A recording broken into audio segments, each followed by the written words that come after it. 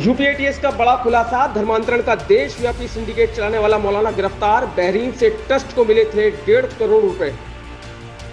Uttar Pradesh ATS ने बुधवार को मुजफ्फरनगर से अवैध तरीके से धर्मांतरण का देशव्यापी सिंडिकेट चलाने के आरोपी प्रसिद्ध इस्लामिक विद्वान मौलाना कलीम सिद्दीकी को गिरफ्तार किया है।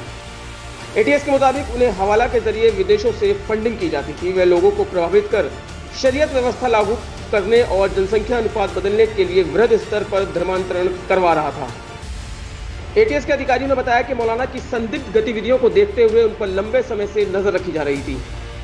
यूपी एटीएस के अनुसार मुजफ्फरनगर निवासी मौलाना कलीम सिद्दीकी दिल्ली में रहते हैं और विभिन्न प्रकार की शैक्षणिक, सामाजिक और धार्मिक संस्थाओं की आड़ में अवैध तरीके से धर्मांतरण के काम को अंजाम देते हैं। यही नहीं, उन्हें विदेशों से फंडिंग भी की जाती है। वह गैर मुस्लिमों को गुमराह कर और भ्रांत कर उन्हें धर्मांतरित कराता है और फिर उन्हें इस काम में लगा लेता है। मौलाना कलीम जामिया इमाम वलीउल्लाह नामक एक ट्रस्ट भी संचालित करता है। वह कई मदरसों की फंडिंग भी करता है, जिसके लिए उसे विदेशों से भी धनराशि हवाला के जरिए भेजी जाती है। लखनऊ में प्रेस कॉन्फ्रेंस के दौरान एडीजी कानून व्यवस्था प्रशांत कुमार के मुताबिक अब तक की जांच में मौलाना के ट्रस्ट जामिया इमाम वलीउल्लाह ट्रस्ट को बहरीन से 1.5 करोड़ रुपए सहित कुल 3 करोड़ रुपए की फंडिंग के सबूत मिले हैं। आप सभी अवगत हैं कि उत्तर प्रदेश के एटीएस ने 20 जून 2021 को अवैध धर्मांतरण के गिरोह को संचालित करने वाले कुछ लोगों को गिरफ्तार किया था।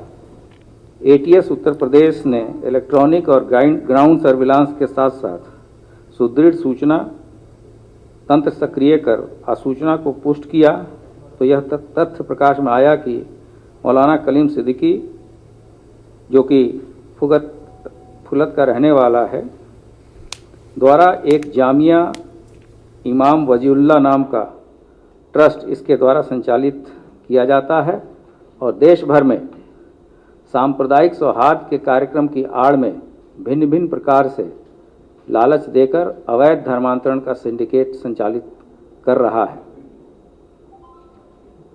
यह भी तथ्य प्रकाश में आए हैं कि कलीम सिद्दीकी द्वारा अपना ट्रस्ट संचालित करने के अलावा तमाम मदरसों की फंडिंग भी करता है और जिसके लिए मौलाना कलीम को विदेशों से भारी धनराशि हवाला तथा अन्य अवैध माध्यमों से भेजी जाती है।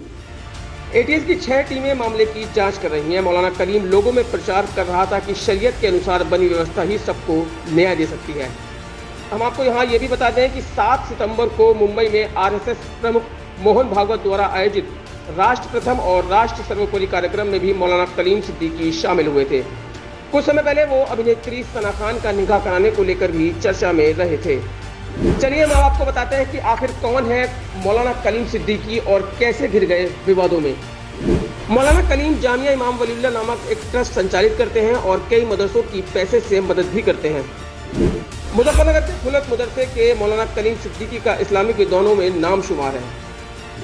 वह फुलत के मदरसा जामिया इमाम वलीउल्लाह इस्लामिया का निदेशक भी है। साथ ही मुजफ्फरनगर के खतौली क्षेत्र के फुलत निवासी Maulana Kaleem Siddiqui global peace centre के अध्यक्ष हैं। मौलाना कलीम की प्राथमिक शिक्षा फुलत के एक मदरसे में हुई। इसके बाद पिकेट इंटर कॉलेज खतौली से विज्ञान में इंटरमीडिएट पूरा किया।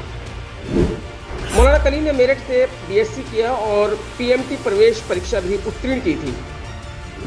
इस्लामिक साहित्यकारों से प्रभावित होने के बाद उन्होंने एमबीबीएस नहीं किया, बल्कि इस्लामी संस्थान दारुल उलूम नदवतुल लखनऊ में दाखिला ले लिया। उनके यूट्यूब पर कई वीडियोस भी हैं। मौलाना कलीम की रिहाई की मांग को लेकर मुस्लिम समाज के लोग एसएसपी से मिले। मौलाना कलीम सिद्दीकी की रिहाई की मांग को लेकर मेरठ शहर के मदरसों के मौलाना, नायब शहर काजी व मुस्लिम समाज के काफ़ी लोग एसएसपी कार्यालय पहुंचे। हमारे यहाँ मेरठ के अंदर हिंदुस्तान के एक बहुत बड़े आलिम हज़रत मौलाना कलीम साहब, जिनका ताल्लुक़ फुलत से है और वो बहुत बड़ा मदरसा चला रहे हैं, वो यहाँ मेरठ के अंदर एक दावत के अंदर तशरीफ़ लाए थे और दावत से जब वापस लौट रहे थे रात को 9 बजे के करीब, तो उसके बाद वो फुलत नहीं पहुँचे। जब फुलत नहीं पहुँचे तो लोगों को तशवीश हुई कि वो बीच में कहाँ गए हैं। तो इसके बारे में, इस सिलसिले के अंदर हम लोग आज तमाम शहर के तमाम जिम्मेदार हजरात, इसमें कारी शफीक साहब भी मौजूद हैं, कारी अनवर साहब भी मौजूद हैं, शिराज साहब मौजूद हैं और दीगर एडवोकेट्स वगैरह सब मौजूद हैं।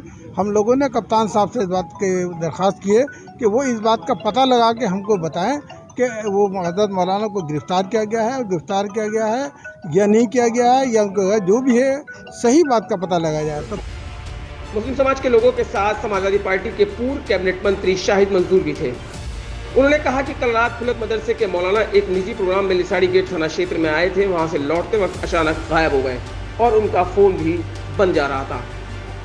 इस मामले में एसएसपी मेरठ प्रभाकर चौधरी से मिलकर उन्होंने पूरी बात बताई। वो कल शाम एक दावत में आए थे।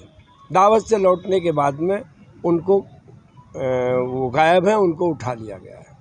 उनके भाई आए हैं, डॉक्टर सलीम सद्दीकी साहब, और सारे शहर के ये मदरसों के मोहतमिम हैं, उलमा हैं, शहर काजी हैं। किसने उठाया है? अभी ये सही जानकारी नहीं हो पाई है।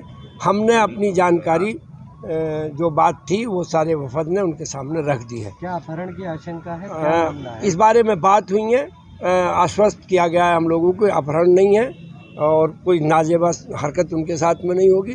वो महफूज है जहाँ भी हैं। जो कुछ पूछगछ हो रही है उसके बाद में बाइज्जत उनको भेज दिया। एसएसपी ने बताया कि मौलाना कलीम सिद्दीकी को सुरक्षा एजेंसी टीम ने एक मामले में पूछताछ के लिए हिरासत में लिया है। जल्द ही पूरी बात सामने आ जाएगी। वहीं शाहिद मंसूर और तमाम मौलाना व उलेमाओं का कहना है कि मौलाना कलीम सिद्दीकी को जल्द ही रिहा किया जाएगा।